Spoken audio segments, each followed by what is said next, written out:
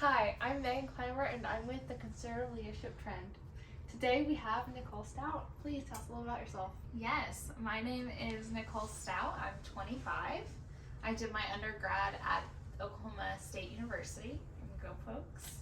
And then I did my grad work at the University of Arizona.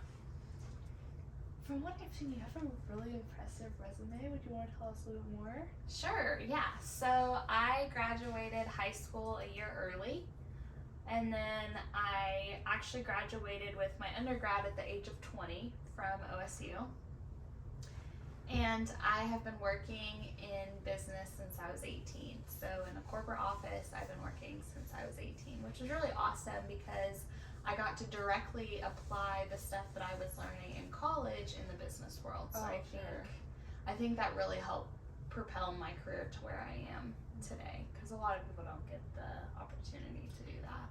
So you were working your corporate job and in college? Yes. So my job was based in Tulsa, and I went to OSU in Stillwater. So I would drive, I would leave Stillwater, I don't even remember what it was now, like 5 a.m. maybe, drive to Tulsa, work all day, and then drive back to Stillwater. And then the next day I had classes. So I think I worked my schedule to where I had classes Tuesday and Thursday and worked the other 3 days or something. But yeah. And you started in a low-level position? Yeah, I actually worked as a contractor for those few years while I was working on my degree. And then after I got my degree, I got hired on full-time. Well, we probably should not spend so much time chit-chatting. We should probably get to these questions. Yes. So, the first question we have is, in your opinion, what leadership qualities are essential for effective team management? Okay. I think communication is probably the biggest one. It is definitely something that you can use in every aspect of your life, and I think it's very important in every aspect of your life.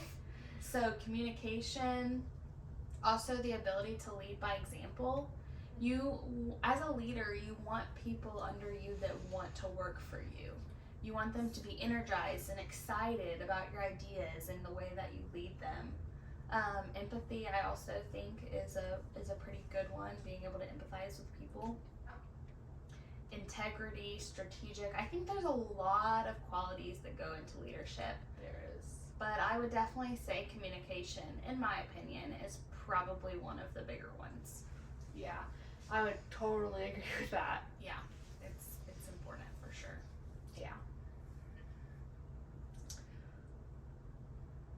From what you've seen throughout your high school, college, and your current job, can leadership skills be learned, or is it something that you're kind of born with?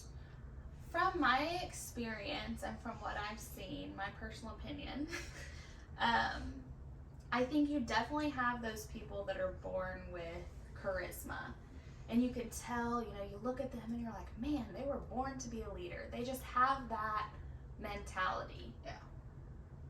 But other leadership skills, I think, can definitely be learned. I think a lot of leadership skills are developed through your experience, how you grow up. I think that's where a lot of your leadership skills are developed. So I would say overall, I think the majority of them can be learned. You definitely, and charisma is something that people say you're born with. I don't know, but I would say for the majority of leadership qualities, you can definitely learn them. You said something about parents. Yes. So parents and guardians, do they play a big part in that? I would say absolutely. Being able to, sorry. Harley is part of this conversation. He's got to make his path. Yes. No, but I would say parents definitely play a large aspect in the way that you grow up and the leadership skills that you develop.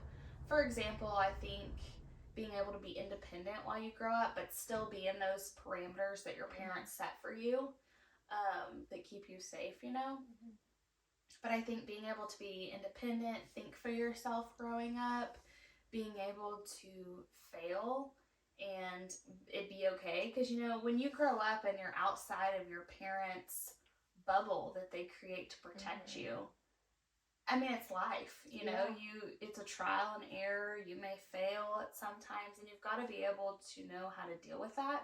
And I think a lot of those characteristics that you learn through trial and error impact you as a leader. I totally see that. Yeah. So we're going to take this back to you, kind of your career. What leadership skills can be applied to your career? For my personal career, I think communication, again, is a skill that I use every single day. Being able to know how to communicate with people that are above you, people that are below you, you know, people that you may develop a relationship now, and then maybe 20 years down the road, they're interviewing me for a position. You know, I think so. Communication is a very big skill, like I said, in any aspect of your life. But for me personally, leadership overall plays a very big aspect in my career, because I would like to go into leadership right now. Or not right now, but I would like to go into leadership eventually. Right now, I am a consultant, which is not technically a leadership position. I do have a few people that kind of quote unquote report to me, but it's not really a leadership position. So I definitely want to go into leadership, and the next position for me would be a manager. So I think leadership will definitely impact my career. How does gender affect the development of leadership skills in young adults, in your opinion? Because I'm sure you've seen a lot of different people act different ways, and especially with male and female people interacting. Yes. So it's kind of interesting, and I don't know if it has to do with women mature a little bit faster than men typically. But in my undergrad, I definitely saw, when we had group projects, you would definitely see women step up and be the leader of the group. Most always. I would say 9 out of 10 times with the projects I was in, a woman was leading it. You could say that was me. I don't know. But needless to say, no. I think in my educational background, most of the time it was women. Now, when I got into corporate, very different scenario. You definitely saw more men in leadership. You definitely saw men stepping up and having ideas. And I think that is a little bit due to maybe lack of confidence that women have in themselves, or maybe their ideas. They don't necessarily feel comfortable speaking up. And so that's kind of how I would say gender plays a role in leadership. You said something about confidence of women. Do you think social media has a lot at play with that? Yes, I would definitely say so, because social media, you're comparing your highs to someone else's lows. Sorry, I said that backwards. You're comparing your lows to someone else's highs. And I think as women, we tend to overthink things too, and we tend to analyze things a bit more than men do. And so, you know, you already have that comparison that isn't even, you should never compare yourself to someone else. But social media makes it a lot easier to do that. And I think that directly impacts leadership skills and the confidence that you see, or lack of confidence, in women.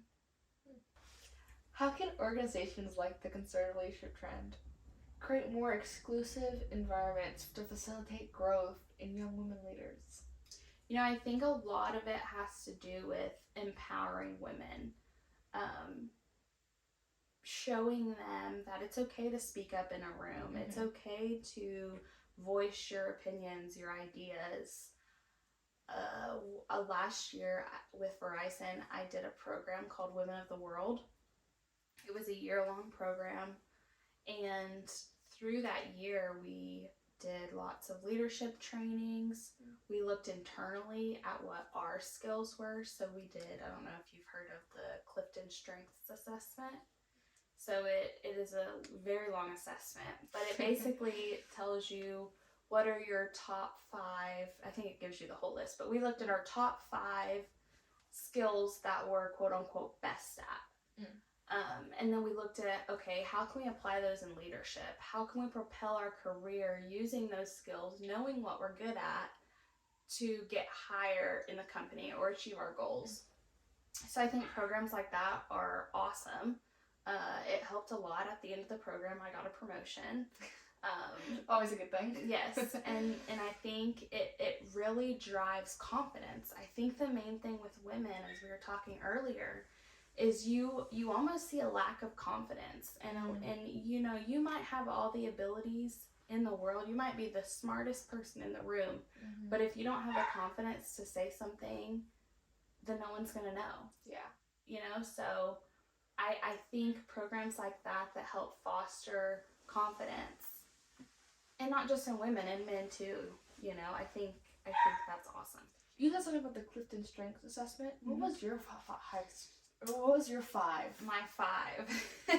So if you know me, this is probably no surprise. My top one was competition. From there, I also had, I don't remember the order of the rest of them, if I'm being honest, because I did this about a year ago, but competition was definitely my number 1. I had achiever in there, focus, futuristic, and I can't remember the last one. Sorry, you got me on. I can't remember the last one. You're fine. But yes, those were mine. And I'll make this the last question. Okay. What are your goals? My goals, in my career or in life? Yeah, career. My career, for the longest time growing up, I wanted to be president. I feel like every kid goes to that stage. Yep. Every kid. So you think it's a glamorous job, but I would argue it's not. Yeah. So no longer want to be president. For a little bit there, I wanted to be CEO. Do you want to start your own business? I would love to one day start my own business. So in undergrad, my degree was general business pre-law.